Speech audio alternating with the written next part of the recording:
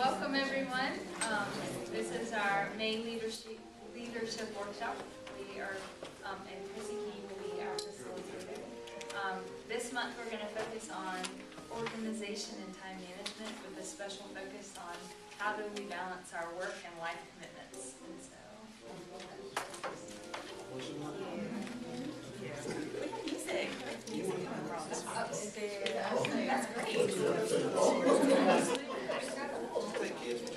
Well, thank you everybody for having me come and talk on this topic. It's a topic that I am extremely passionate about, especially since becoming a mom almost exactly a year ago, and having to kind of balance being a business owner and being a mom, because I'm one of those moms that's like really focused on being there with my child as much as possible. So daycare and full-time jobs just wasn't an option for me, which is why I started my own business to begin with. So now living into that, it's like, oh my gosh, can I do it? Is this possible? How can I be in both places and really give everything the focused attention that it deserves? And thankfully, I've had some amazing mentors in my life that really set me up for success and taught me the basics of what it takes to create that true, genuine work-life balance. And as with anything in life, it's all just an experiment. So you've got to play around with it to find what really works best for you.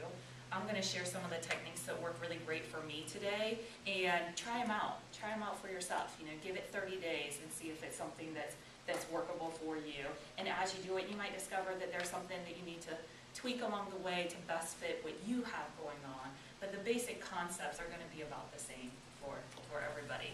So I really want this to be interactive in a discussion. As most of y'all know, I can talk for hours. So I prefer for us to be a lot more interactive. And is everybody aware of like the objectives and what we're focused on today? I didn't put it on the sheets because I wasn't sure if you guys had the information beforehand or not. Maybe a long time ago I sent out all of the objectives for every class, but a refresher might. Okay, no problem at all. No problem at all. So, our purpose for today is, in today's world, juggling the demands and commitments of your work and personal life can be a huge challenge. But most studies show that poor work-life balance can result in increased stress, unhappiness, poor productivity, and poor health.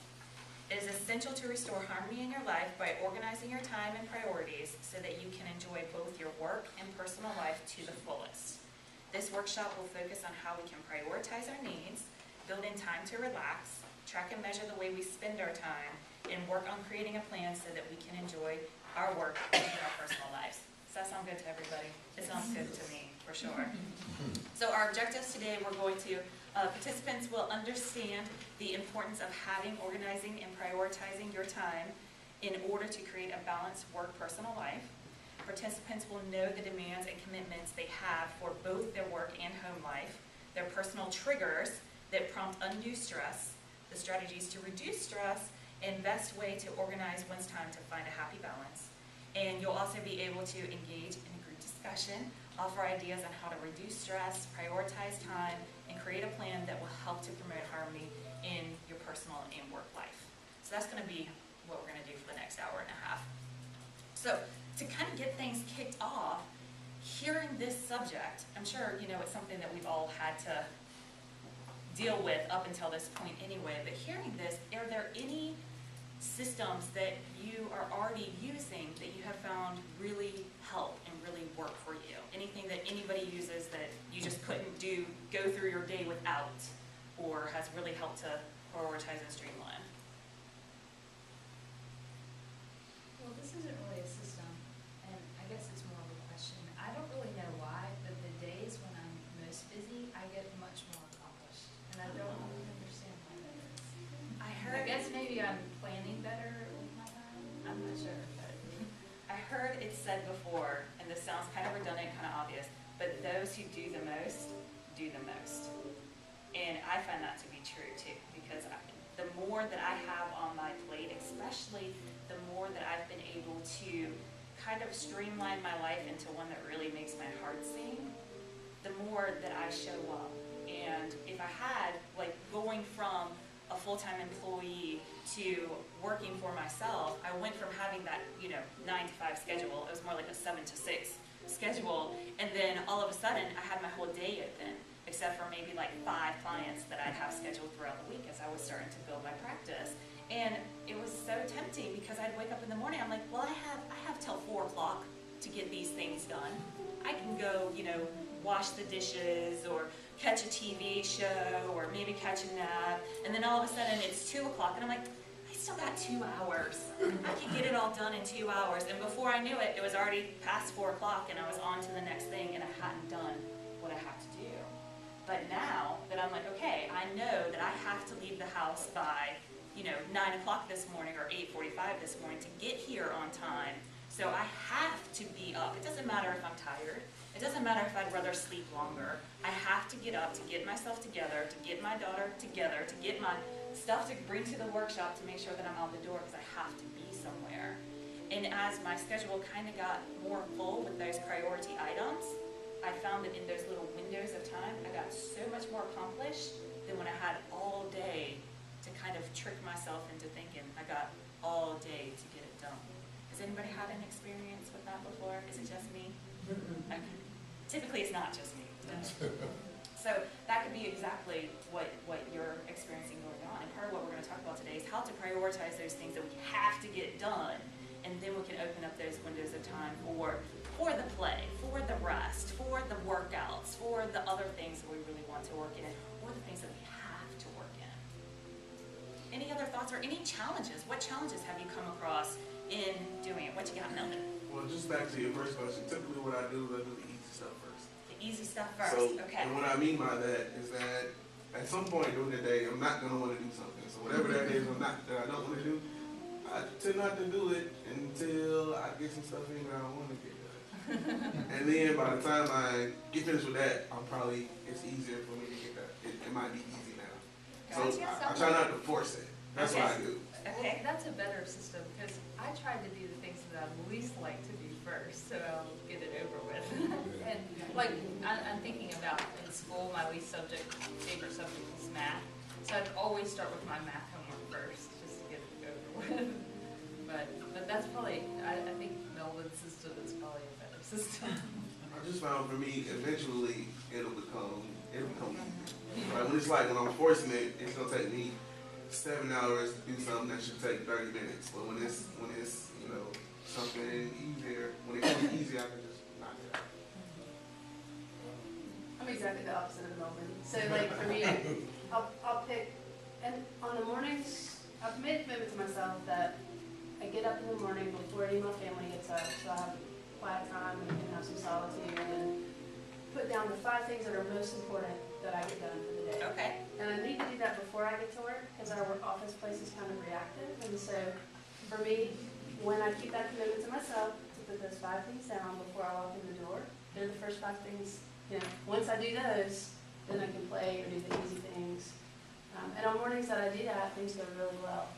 And then on mornings that I don't, I find that I spend too much time on the easy stuff or too much time on the things that aren't priorities. And at the end of the day, it doesn't feel as good. Versus the days that I knock those 5 things out, and kind of like Anna, I just get a lot more done because it feels good to have accomplished those priorities. Yeah. So I hear everything that Anna and Melvin and Laura just shared, in that, I had a tendency to do the same thing, especially when I ventured into a new industry. I picked up multi-level marketing, and I don't know if anybody's familiar with network marketing, multi-level marketing. It causes you to have to do things that you didn't do when somebody was a boss and just telling you what to do. And all of a sudden I was on my own, and I had to reach out to people and start conversations and do this stuff that was just kind of uncomfortable. And I found that a lot of times I would do the stuff that I like to do.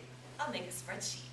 I'll move my papers from this side of my desk over to this side of my desk. I'll do the things that I was very comfortable with doing, thinking to myself again, I'll get to those big things once I clear that space out. And then all of a sudden, oh, look, my day's over, and I'm going to bed. And I hadn't accomplished those big, income-producing activities, those big tasks.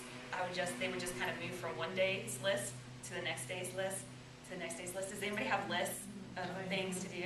Does anybody like cross off that entire yeah. list every single day? Well, no, it's just the entire list, but I mean, I Right. definitely work from a list. Yeah. Or it's, I won't do it. If it's not There- on the list, it's probably not going to be done. One thing that really served me was having a better relationship with my mind and understanding what it's for. And when I stopped making this thing responsible for holding information that it just simply wasn't responsible for holding, and I did get it out and write it down on a list, that really helped me out a lot. I mean, not only did things not necessarily slip through the cracks as often, but it allowed me to stop thinking about it. Anybody do that? Like, you've gone through your day and you're all ready for bed and you lay down and you close your eyes and then your brain's like, boop, these are all the 15,000 things that you need to take care of. So make sure that you remember that. And if you don't remember it, you fall asleep, you wake up tomorrow, then your whole life's just gonna fall apart, right? So some people, I used to kind of keep like a notepad and pencil beside my nightstand and write down things before I fell asleep just so I could get it off of my mind. It's like, okay, let me just sit up and write this stuff down so then I could stop thinking about it. And then over time, again, as I continue to shift the relationship that I have with my mind and live into my faith, like not talk about how I have faith, but really embody and be faith in action, I began to change that conversation that was happening inside of myself. And instead of, oh, these are all the important things I got to get down, instead I say, you know what, mind? I appreciate you looking out for me. It's your job. You do it well. Right now, I'm going to go to sleep. And I'm going to trust that whatever it is that is absolutely important for me to take care of tomorrow, it's going to be there when I wake up. And it allows me to just let go of all those thoughts. Now, this is a discipline. It's not like that first conversation, my mind's like, okay, night-night. No, my mind was like, but then you're going to forget, and what about this? And I was like, no. If it's meant to be, it will be there in the morning. Especially like my business, I create so much stuff. I create workshops, I create retreats. I'm always trying to find ways that I can get what comes to me and through me out in a productive manner for people. And I get tons of just brilliant thoughts. They're not mine, they just come to me. I'm just the vessel for them. And it was definitely that if I lose this brilliant idea, then my life's just not going to move forward. And as I started to change that relationship with my mind, now I'm able to say, you know what? And now I kind of see it like as a challenge. Like, let me see what's really important. What am I really going to hold on to tomorrow and allow now to be now and tomorrow to be tomorrow. What other challenges have we found? And that never-ending to-do list that just seems to grow and grow and grow and grow. That was something that I had going on before that I don't necessarily have now. Now I have it, it's just in a totally different format, which I'll share with you as well. I had challenges just in becoming a mother, right? My personal ideas and faith about being fully present in the moment, those are easy to let go of, right? Like I could kind of let work squeeze into the after hours or into the evening places where I really needed to be fully present and I was still sort of engaging from tasks and assignments from the day. And now that I have a child, that commitment is really much more important to me, so that I'm trying to be really in every moment with my daughter in the time that I have with her. And learning how to let go in order to be fully present has been a discipline that I've been trying to cultivate. And it's challenging. Any other moms or dads that have that same thing? I know my husband's he's pretty good at leaving work at work. And when he's home, he doesn't want to talk about work, he doesn't want to think about work. And I don't know if it's a woman thing or not, but I tend to kind of carry it home and think about it at home. And, you know, I don't know, I just would kind of layer myself over all the responsibilities that I had in my life, and I would carry them everywhere that I went with me. My poor husband. So yeah, that gives a good point. And what about kids in themselves? They're always just pre-programmed to run perfectly by our schedule, right? Never going to be walking out the door and all of a sudden have to change their entire outfit and give them a bath before you can make it to your destination, right? So, and same with being in such a service industry. You're not just coming in and dealing with a computer and checking off lists all day. Your phone's ringing. People need things. You don't know what happened last night while you were sleeping, and you don't know what you're going to be brought with. And then even the energy that you're pouring into other people if you don't have a way to really manage what you have going on, you can leave yourself depleted. So when you do get home and you're around those loved ones, not only are you not as present, but you're not as patient, and you're not as energized, and you're not as focused. And then it's like, what are we doing this for? Well, I'm working all these hours so I can provide for my family, so we can have that life someday. Well, you're gonna miss it if you're always working towards that someday in our of what's going on now. And let's flip that scenario around. What about the things that happen at home? And then you gotta come into work, and you gotta focus on the things that you have to get done. Because, you know, your husband or wife or significant other might not fire you, but your boss certainly can if you don't follow through on the things that you do. Are you the boss, Melanie? No. Okay, I was gonna say, you look like, yeah, that's gonna happen. And then you can have that same kind of thing where you're thinking about what your child needs, or even just leaving your baby at home, or, you know, just not being there. And again, I don't know how much is a male-female thing. I know mother's guilt is a thing that is pretty rampant among the women that I know, of not being able to be everywhere all the time. So getting some really good systems in place are really, really key. And before we get into the systems, there's another element that needs to be addressed as well. And that's what starts off on your paper that you have in front of you. So this is my take. The keys to unlocking work-life balance. I'm going to read through this, and we're just going to kind of discuss everything before we get into the techniques. Organization and time management, or work-life balance, is essential to living a life of peace, bliss, ease, and abundance. That's what I'm all about. That's what my practice is focused on. That's what I'm focused on at home. Bliss, peace, ease, and abundance. Anybody else interested in any of that? Yes. Okay. Like anything in this human experience, this is achieved through a balance of your inner and outer experience. How we do one thing is how we do everything.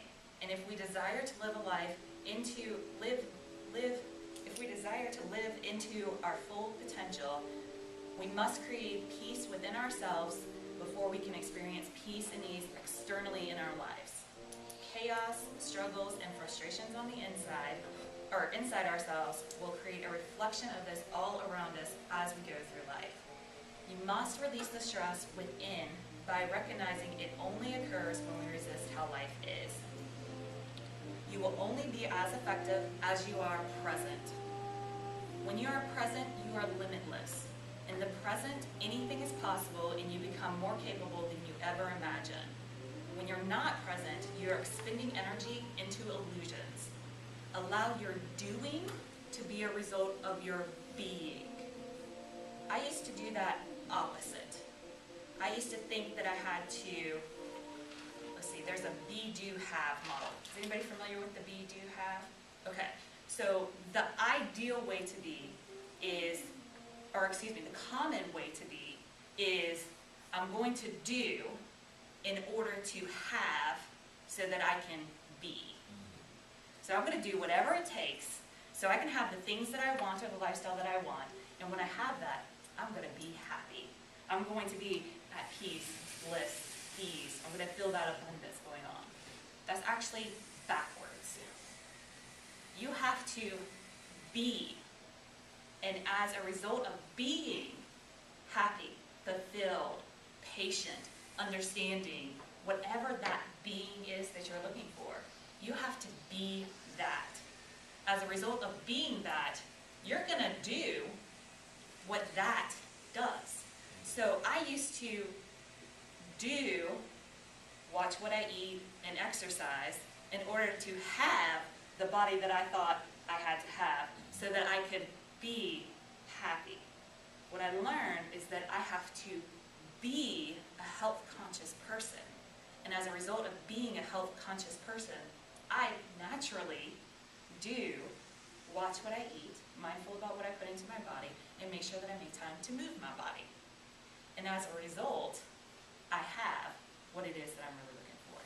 You see the difference in that? Mm-hmm. So if we spend our time doing in order to get so that we can be somewhere, we're always going to be in that process of pursuing. And we got to flip that around. Mm-hmm. So systems are awesome, but how many of us have seen systems and know that systems are out there and picked up systems and then just put them right back down because we didn't have the discipline, the follow through, the whatever it takes to actually stick with them. So before we even get into the doing, we're going to talk about the being. And understanding that whatever you have going on the inside, if you're carrying that mother's guilt, if you're carrying the frustration for the things that didn't get done, whatever dis-ease that you have going on the inside is absolutely going to affect and result in what kind of experience you have on the outside. So no matter how bad you want it to be everywhere all the time, or how bad you want to be in a certain place or whatever, it's going to be overridden by that chaos and that internal conflict that we have going on inside. So it's much more, productive, serving, much more serving to focus on getting that cleared up before you're ever going to be able to follow through on that external systems. I had a desire to be somewhere different in my life, but I had a lot of mess going on the inside. And so I'd get these systems because I got to fix something. Anna gave me an article for a great book, and I passed this around. You guys can take a look at it at the end. And I have not read this book, but it's an international bestseller. And I'm sure it's full of really great information. It's called Overwhelmed, Work, Love, and Play When No One Has the Time. So perhaps if this title speaks to you, something to check out. But you can read a bazillion books, and nothing's going to change in your life until you get to a place within yourself that you can actually implement those things. And when I was first introduced to it, I had, like I said, amazing mentors in my life. They were amazing, and I didn't view myself as that. So to me, they could do all the stuff that they could do because they were them and not me. So when they're like, do this system, just follow the system, I'm like, okay. And then I would fail to follow the system or not maximize it or try to do it my own way or something, and I wouldn't get the results that they would do. So it led me back to, I must not be good enough, smart enough, have whatever it takes in order to succeed. But I didn't realize that I was trying to bring that chaos, frustration, agitation, that needing to the table. You know what happens when you bring needing to life? You're going to get the experience of needing. I had a day the other week where I showed up at my girlfriend's house and I was like, I am just not myself right now. I'm feeling frazzled and everything just doesn't seem to be going my way. And for y'all that know me, I pretty much maintain the same kind of energy consistently. And it's not just because I'm showing up at StepUp. It's because that's how I am no matter where I'm at. But I was just feeling this like, what is happening? I'm like so off today. And later on that day, when I was sitting there, I was nursing my baby, great time to meditate and contemplate, and catch up on Facebook. I sat there and I was like, okay, well, what did I bring to today? And it was one of those days where I had a lot on my plate and I really needed everything to go on schedule in order for me to pull it off.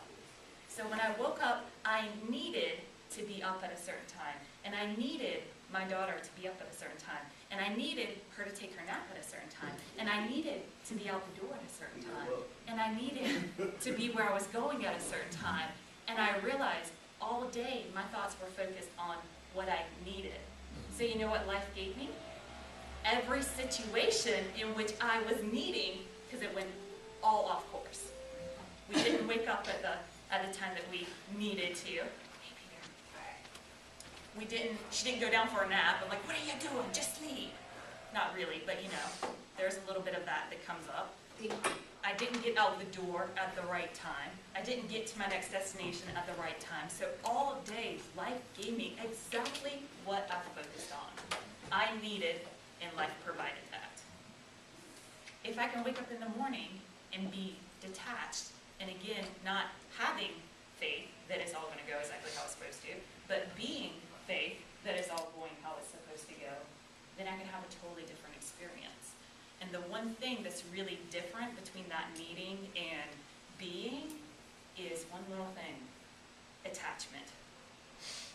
In need, we're attached to the outcome. If you think back to that do, have, be model, you're attached to what comes out of your doings. You're attached to what you have to have in order to be a certain way.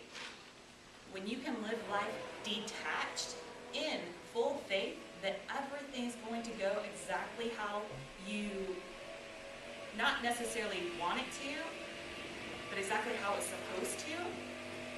But when you can switch up, like have your intentions for the day, but allow life to do what life's going to do, because if you hadn't, it is life's going to do what it's going to do anyway. It didn't consult with you. It didn't consult with you. You're just a part of the puzzle. And your part is extremely important, or else you wouldn't be here, because if you hadn't noticed, God doesn't make any extra garbage laying around. You know, everything has its specific purpose. So when you can really be that piece of the puzzle and allow yourself to just go through your day, you might find that a lot more of your intentions actually get fulfilled. Because it's like one of those catch-22s where we have no power, but we have all the power. But we have to know the little formula and what's really happening in order to maximize that. And detachment will be your best friend. So typically, when I'm not in need, I have my intentions for the day. I intend to leave by a certain time, and I intend to have all these things taken care of, but how it actually goes and what time I actually arrive is going to depend on everything else. And I'm just detached from it. So some ways that we can set that up, like this morning, I was like, okay, how long is it going to take me to get showered, get Keely up, get her fed, get myself fed, get myself together, and get out the door? Okay, I could probably do that in about 45 minutes. So I'm going to give myself an hour and a half. And when I give myself that space, it was like a miraculous day. Keely, I woke up about 5 minutes before I had my alarm set. Keely had kind of woken up, but then she laid back over and she put herself back to sleep.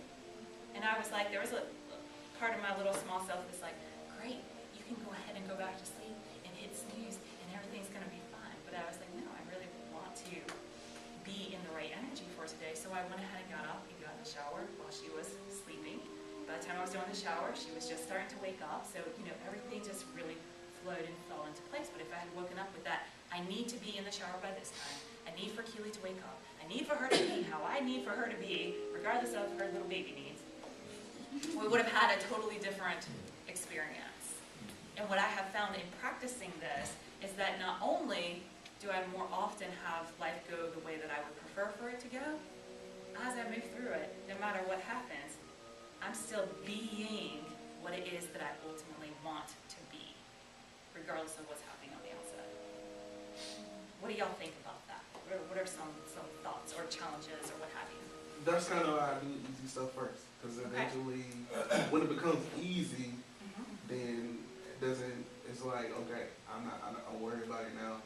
I could just knock it out. So when I need to get it done right now, then inevitably I won't be able to do it. So when it's easy, I do it. Something else that I found out about doing the easy stuff or the comfortable stuff first is that sometimes it can kind of warm me up. Like maybe I don't really feel like being productive, but if I can just go ahead and reply to this email, next thing I know, I'm like doing number 5, 6, 7, 8, 9, 10 on my list. So there is something with that. So it's not to say one system's right, one system's wrong. Right. It's about experimenting, finding the systems that are best for you. And I found that if I did stay in my comfort zone, I'd just expand that all day long, and I'd never get out of my comfort zone. But if I start the day by just like surrendering and jumping straight into my comfort zone, now the rest of my day's easy because I've done the hard stuff first. I think, like I heard it said, like swallow the biggest frog first. So if you start with the biggest one, you can get down the rest. I don't know if it makes sense. Did you say frog? That's what you said. Frog. Is it fried? Just Probably like a picture of that. I think the picture that came to my mind was like a stork holding a frog kind of thing. You got several frogs, you got to swallow the biggest one first. That's cute. It really resonates with me just when you said in needing, we become attached to the outcome, and like, I think that anything, I don't know, I'm sure other people have experienced this, but anything you want to have, and you have decided in your mind, whether or not you consciously decide or you just wanna have it, and you decide you need it, that it's like one of those things, then all of a sudden you can't stop thinking about it, but you can't quite get to it, and then you're trying to create all these avenues to get to it, and you become so attached to it before you know it, when you don't have it, it's like the world is over. And so I just really resonate with checking what we feel like we absolutely need and figuring out the intention of why do we feel like we need that so much? Who are we trying to be, and does that actually fit together? So I just really resonate. That's awesome. And thank you for sharing that, because I'm sure she's not the only one that's hitting one. And what I found is that if we really stop to think about it, what we need is always provided. What we need, we always have. And that's one of my favorite things to bring to the life skills class and to the job friends class, because we can get so focused on everything that we don't have or used to have or should have or others have, that we fail to understand the very definition of abundance. And what abundance truly is not just a big pile of stuff. Abundance is having what you need when you need it. And if you really take a step back and look at your life, you might not have all those things that you think that you need, but if you're sitting here right now, you're provided for. You have what you need. So one of my techniques that I wanted to share with you all today is when I was running off those lists of things to do, I realized somewhere along the way it clicked. What am I focusing on every single day? I'm focusing on what I have not done. I'm focusing on what I should be doing or need to be doing. And I'm not taking the time to stop and recognize everything that I have done. And even when I check something off the list, I should be checking it off the list. So I'm not giving it the recognition that it really deserves. And one of my mentors taught me, she's like, if you can't celebrate, in our multi-level marketing company, we get paid in pay cycles, and one pay cycle is $54. If you can't get excited about one pay cycle, you will never get excited about 100 pay cycles. You might think that you will, but if you can't truly celebrate to the core of your being and appreciate that one $54, you're not ever going to appreciate the 100 cycles. Because when you hit 100, guess what? It's not going to be enough. It's not going to be enough. So I switched how I did things. And I don't even know exactly how this occurred to me. It was just one of those things that came to me. I was like, man, I believe, and I have found to be true in my life, that what I focus on expands. The more that I'm focusing on the things that I'm not getting done, the more things I'm not getting done. And even those things that I am getting done, I'm not even noticing them. I'm certainly not celebrating them, because again, I should be doing it. I'm supposed to be doing it, right? So I came up with what I call the star sticker system. And I switched from having my day be this list where I was crossing things off, never as many as I want, and always adding to it, to before I went to bed at night, just like what Laura shared earlier, prioritizing. What are the things that I intend to do tomorrow? And I got myself a big desk calendar, like one of the big desk calendars, and I wrote out, okay, I'm going to pick like 3 things or 5 things. These are the things that I'm committed to getting done, and I would write them down.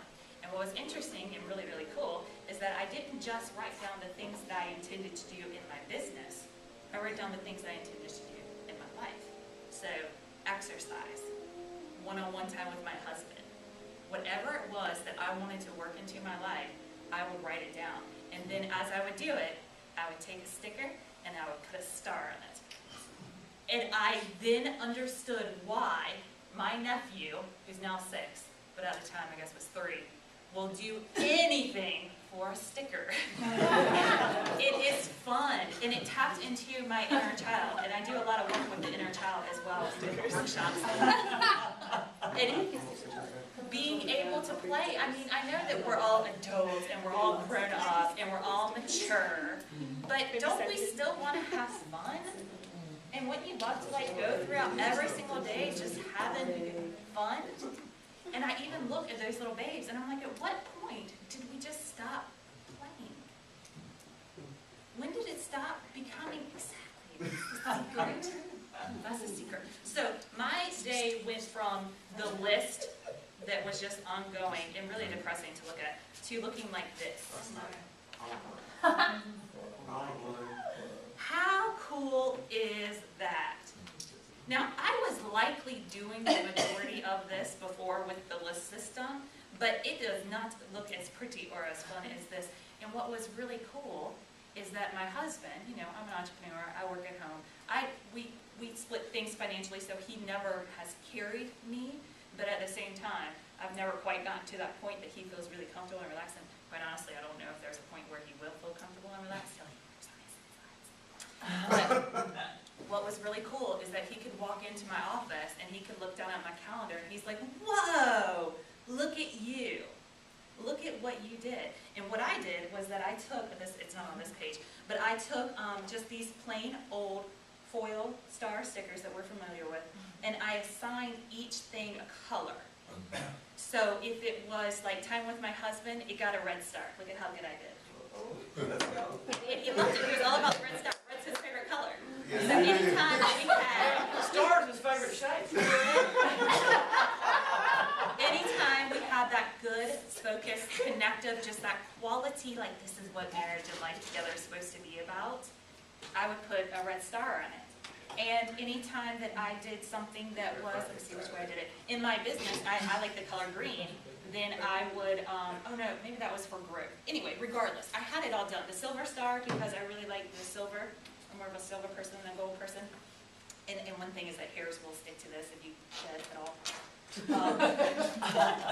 Anyway.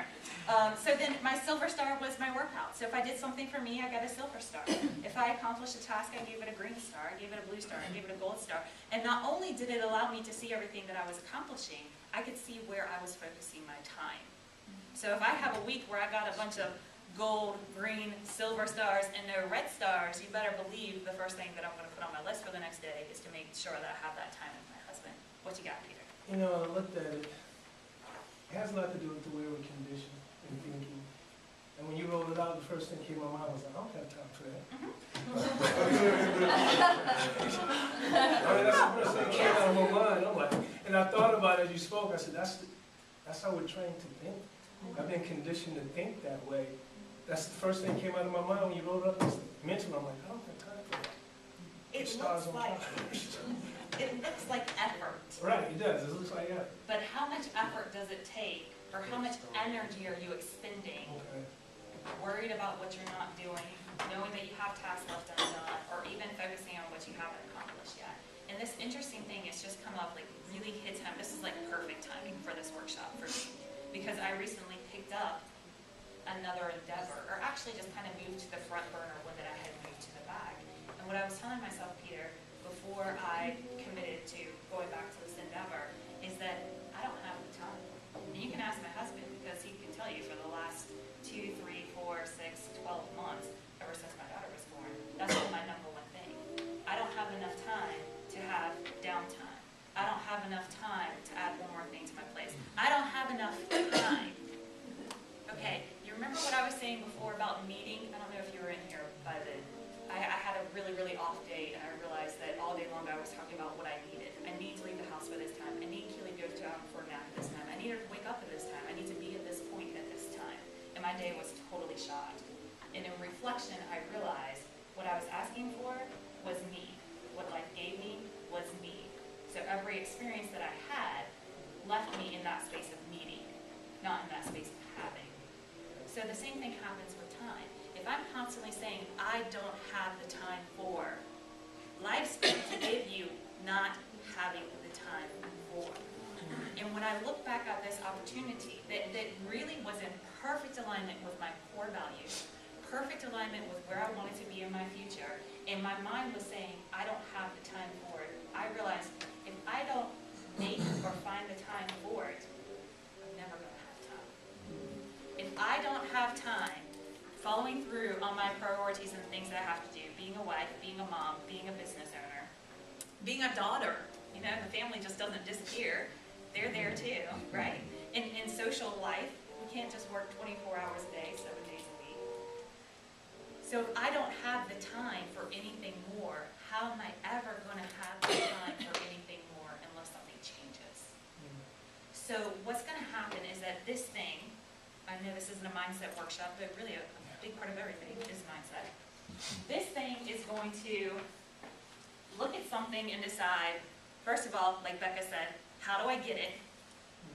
And it's going to look to the past of what do I think about myself, what do I know or feel about myself, and what's my past experience. In my past experience, I didn't succeed, so this time I'm not going to succeed either.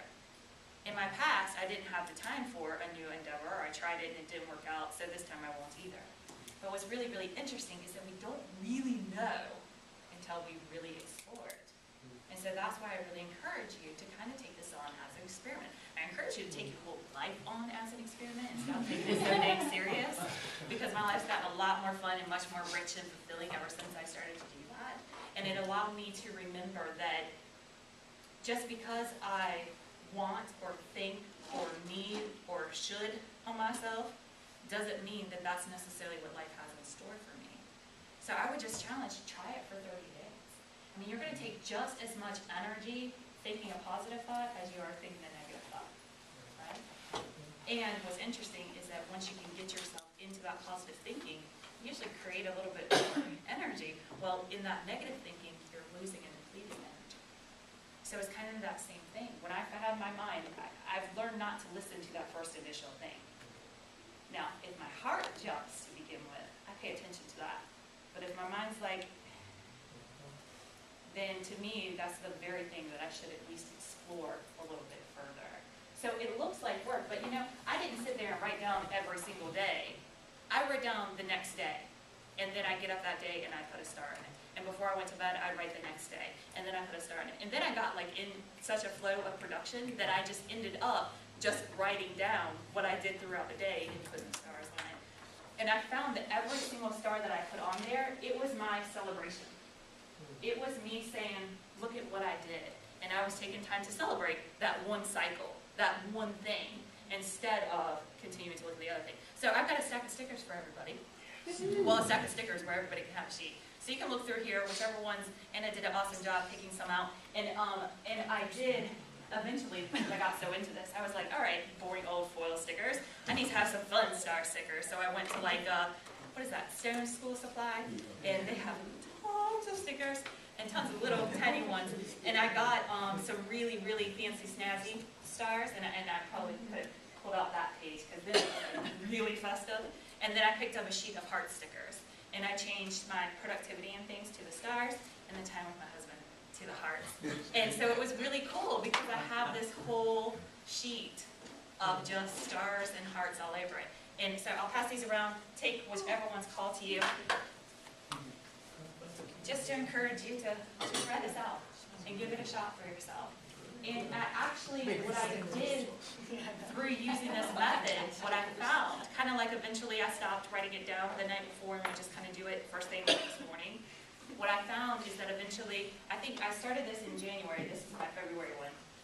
January was awesome too. I just happened to grab the February one. By July, I stopped doing it because I didn't need it.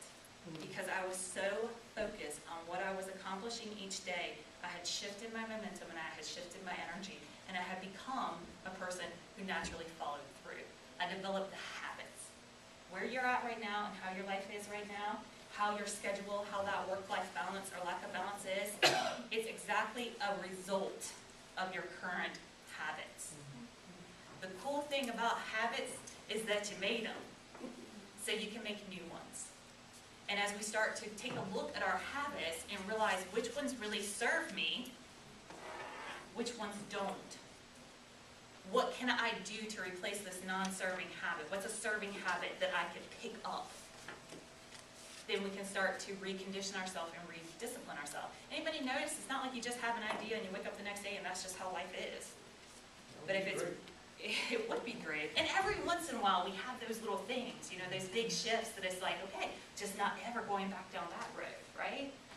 But the majority of things, especially the little things, because it's the little things that make our life. It's the little things that make our days, day in, day out. But what I did over time was just condition myself to be a person that follows through. So now, going back to that endeavor that I talked about that I slid to the back corner, that I just now moved to the front corner, when I first looked at bringing it back on my plate, my mind said, it didn't work before, it didn't feel good before, it wasn't fun before, it wasn't enjoyable before, you're gonna have the same experience as before. And I had to remind myself that I'm 3 years later. I've done a lot of personal growth, a lot of development, a lot of exchanging non-serving habits for serving habits. So how do I know what kind of results I'm gonna get this time unless I give it a shot? And as I picked it back up and I brought my now self to the table, I found out I'm much more equipped than not only that I used to be, than even I realized. And I have habits like follow through that are allowing me to succeed and produce more results in 1 week than what I previously would do in a month or two. Because I just started it Monday and today's Friday and I've gotten so many results this week. And guess what? I'm a mom and a business owner. I don't have time, but I found the time. I made the time. And not because I had to, but because I said, you know what? I'm going to take the next 90 days as an experiment. And I'm just going to surrender. And I'm just going to show up and be present in each moment, which is what I want to talk about next. And see what happens. And I found that, my daughter takes 2 naps a day for now. Thank you, God, for that. So I have 30 minutes to maybe 2 hours. I never really know how long she's going to sleep. That I have time that I can do something with. So what if I use that time to really focus? That means I can't necessarily, I don't really have the luxury to kind of put her down for a nap and then wander around the house and figure out what I'm going to do with myself, which, come on now, moms, we're never lacking with stuff to do. It's just a matter of choosing which ones we're going to do. There's always laundry, there's always dishes, there's always whatever. There's always stuff that I need to do in my business. But I just said to myself, okay, if I don't know if I'm going to have 45 minutes or an hour and a half, but I do know I'm probably going to have 30 minutes. What can I do in this 30 minutes? Who can I reach out to? Who can I connect with? What can I get done? What emails can I send? And I give myself the focus of that 30 minutes. When I hit that 30 minutes, I've been ultra productive. Anything past then, just icing on the cake. So once I'm in my flow, right, because I've done the things, I've warmed myself up, I've got that 30 minutes down, now all of a sudden, that 30 minutes can easily turn into an hour and a half if I'm given that time. And I found that same thing with approaching tasks that I just didn't want to do. I was like, I don't want to call these people. And it's like, if I could just do the first phone call, it's not that bad. And especially if I got to leave a voicemail, because now I feel like I got to call more people now. And then you can find that if you just use that focused time and be present, that you can get a lot more accomplished. So that's another piece to the puzzle that's in that top paragraph. How, being present. If you are at work physically and your mind is at home mentally, you're not going to be as productive. Same with if you're at home physically, but you're at work, or what happened earlier, or traffic, or who cut you off, or who didn't hold the door open for you, or whatever. You're missing what's happening now. And when you can be disciplined enough and develop the habit of just focusing on now, and even this is what I do. My life is a continual running series of shooting for a target, sometimes hitting it, missing the mark, readjusting my aim. Shooting for the target, sometimes hitting it, sometimes missing the mark, readjusting my aim. That's how my life goes. So it doesn't mean that it's just, this like never-ending flow of perfection. I mean, it is if you look at it from the right perception. But from, what my mind says, it's definitely not perfect sometimes. Then when I find myself at home with my daughter and I'm picking up the phone to see whose email just came in, that's when I catch myself and I can put it back down and I can bring my attention back.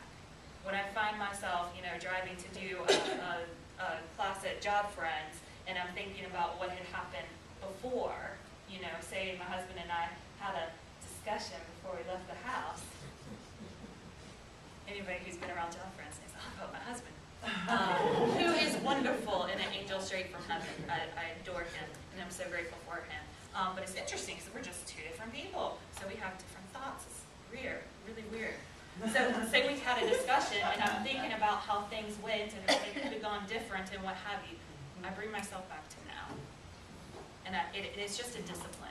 It's that I wander, I recognize, I bring myself back. I wander, I recognize, I bring myself back. It's that constant bringing myself back, which is really what the whole forgiveness process is. It's just bringing yourself back to the love. Let go of however you think it's supposed to be, get back to the love. Let go of what you think you need, get back to what you have. So when you find yourself looking at all the things that you haven't done, bring your attention back to the things that you have done. And this isn't to get us in some illusionary fantasy land where we're like, well, I've done 3 things, so now I can miss the mark all over the place. It's not that. And it's not to compare ourselves to other people where at least I'm not missing the mark as bad as that person is. Because I used to use that to justify my own lack of integrity.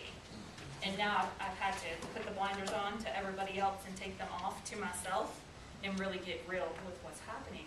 And what I have found is the more present I can be, the more I can accomplish. The more present I can be, the more likely I'm going to get into that being space instead of fretting over the doing or the having. And really, it's only the present moment that we have any power. It's the present moment that allows us to make the choices in alignment with where we want to be instead of where we're used to being. It's right now. And really, that's all that there is anyway. The rest is kind of a fantasy and an illusion, a dream. So really maximizing the present moment can help to calm down what we have going on internally so we can have that reflected externally. And when I find myself in conflict, a lot of times I'm like, I don't even know exactly what the answer is, but I do know how I want to be. And how I want to be is happy, and how I want to be is unconditionally loved and accepted, and unconditionally loving and accepting of you. So I know we're not seeing eye to eye right now, and I don't really know what the solution is, but I know that right now, I want to be happy. Right now, I want to be friends. Right now, I want to be productive. So it doesn't really matter what I feel like, because a lot of us are kind of a slave to our emotions. It's like, well, I really want to do this, this, this, and this, and I'm going to wake up early and do it. The alarm goes off, it's like, but I feel tired, so I'm going to hit snooze. I don't feel like going and doing this, so I'm going to go lay down and take a nap. And what's interesting is that if you can just get yourself to show up for at least one of those tasks, your feelings can change, and you can like the feeling of that productivity and the accomplishment of being fully present, and you can change your whole experience. So I want to dive into my other little techniques. Is that good? You guys find benefit with that? Is that kind of getting home? So the other things that I have on the paper is to get yourself anchored in your why and create a vision. Your why is why you're doing it. Why are you employee at StepUp? Why are you doing the things that you're doing? Why are you committed to changing how you eat, how you exercise? Why are you committed to finding this work-life balance? When you have a strong enough why, you will do anything to get it done. So in my business, I had to figure out my why. My why is my sweet baby girl and my awesome, amazing husband. I am committed to doing what I have to do in those focused little pockets of time in order to create the lifestyle that we're deserving of living. That's why when I found that I don't have the time, that is exactly the reason why I have to do something different, so that I will have the time. It's like, where can I sacrifice, watching that hour TV show for an hour of productivity or an hour of connected time with my husband? Because once I get into the flow and really tap into like the ultra abundance of life, how many TV shows do you think I could watch? Probably a ton, right? I probably won't even want to, because I'll be sick of the So get yourself anchored in your why. Your why is the thing that's going to get you to do it when you don't feel like doing it. The why is the thing that's going to get you to get out of your comfort zone when you really just want to stay nestled in your comfort zone. And I have provided for you a vision statement outline, which is the second handout that you have. And I got this straight from a super duper successful man named Matthew Ferry, so I give him credit on this. But this gives you the whole rundown on how to really use this outline. And when we talk about work-life balance, remember it's work, work-life balance. It's not work balance, it's not life balance, it's work-life balance. So you have to incorporate more than just your job goals, more than just your personal goals. So what this outline does, it covers, I think, 9 areas for you to look at. And just take some time to say, you know, if I could just snap my fingers and have that ideal life, what would it look like in my physical health, in my mindset, in my spirituality, in my family life, in my primary relationship, in my business, in my personal finances, in my contributions, and in my social and recreational activities. For the people who don't have time to connect with their friends, it's because you're not putting it in your to-do list. You have to make the time. But if you don't even have a vision of what that looks like, of course you're not going to do it. It's not going to show up. It's not on your radar. So take some time to really get clear on your why. If you're part of a movement and you're trying to get other people involved, you know, if you look at the StepUp organization in itself, you have to have your personal why you're going to show up every day. And then you have to have what I call an inclusive or an inviting why, a bigger why that others can get excited about and join your cause. They're only going to get so excited about you cruising the rest of your life. They're not going to necessarily show up so that you can have the life that you want to live. That's what you show up for. But if you can find a reason that's even bigger. So I do what I do to create the life that my child and my husband and I are deserving of living. But even bigger